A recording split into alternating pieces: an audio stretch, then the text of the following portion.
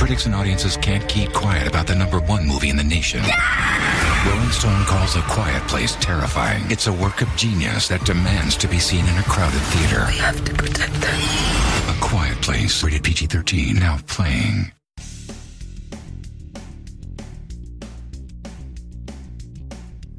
This is No BS Job Search Advice Radio, episode 1072. I'm Jeff Altman, the Big Game Hunter, and welcome. Again, another good question about, in this case, why was the job reposted after I did so well on the interview? Hope you find this show helpful. It's a common situation that I address here, and I just want to make sure you get great advice. And speaking of great advice, I'd love to coach you. Listen to the end of the show for information about that. And also want to mention Skillshare. I have classes on Skillshare that you can take for free. If you decide to join the site, it's really very simple. Use the link in the show notes.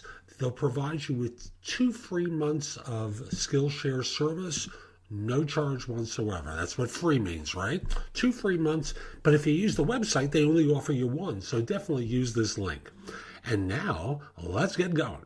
Why was a job reposted after I did so well on the interview? It's a question I'm asked many times, and I want to give you a couple of possible reasons why that has occurred. The first one is the most likely one. When they placed the ad, they placed it for 30 days, and the system offered them the option that if they would like to auto-post it again for another 30 days for free, they could do that. From their vantage point, they have 60 days of paid advertising that's all handled. So they don't have to worry about reposting. It's auto-generated or auto-recommitted to. So that's the most likely one. The system has automatically determined that the job should be reposted. Another one, frankly, is you may be one of 5 people on their calendar. You've impressed the first person. You've got 3 more people to get through before they ever make an offer to you. They can't count on the fact that just because you did well in the first interview is going to be enough of a reason that they're going to wind up hiring you, because you still have to get through numbers 2 through 4. So from their vantage point, you're early in the process. They've got a ways to go yet before this job is filled. There are other reasons. So, for example, and this is another major reason, until someone walks in the door, until that person's been there for a week or 2, they don't know whether you're actually going to join at the price they're willing to pay you. So they've, I'm sure, had situations where people have joined or accepted an offer and then accepted a counter or another position, and they're still left with an open job. So they're going to continually interview until such time as this position has been closed out altogether. A person is on board, and there's no worries about whether or not this person is going to get flaky on them. And that's the word that they use, flaky. So a lot of logical reasons, but they all start from you have to put yourself in their shoes, not be the anxious job hunter for a second. So that's today's show. I hope you found it helpful.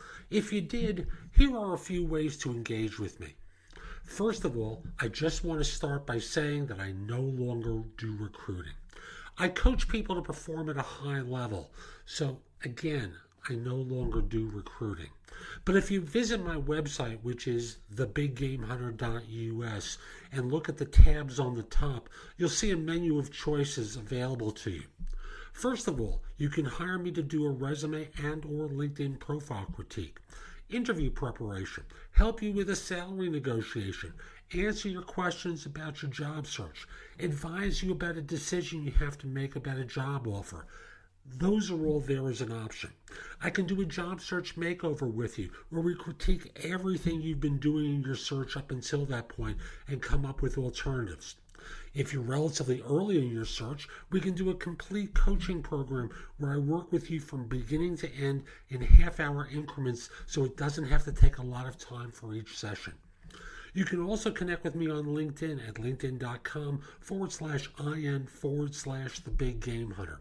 Mention that you listen to the show because I love hearing from folks who like it and are interested in my help. Again, linkedin.com/IN/The Big Game Hunter. You can take my classes on Skillshare too and become a premium member for 99 cents for the first few months. I have a link in the show notes. Just follow that link, sign up, take my classes. Lastly, I want to mention to you, you can find a lot of information at thebiggamehunter.us, and at times it may seem like it's too much. So you can look at the best of my material at jobsearchcoachinghq.com, where I've curated information that you can watch, listen to, or read to help you find work more quickly. Again, that's jobsearchcoachinghq.com. I'll be back tomorrow with more, and in the meantime, I hope you have a great day. Take care.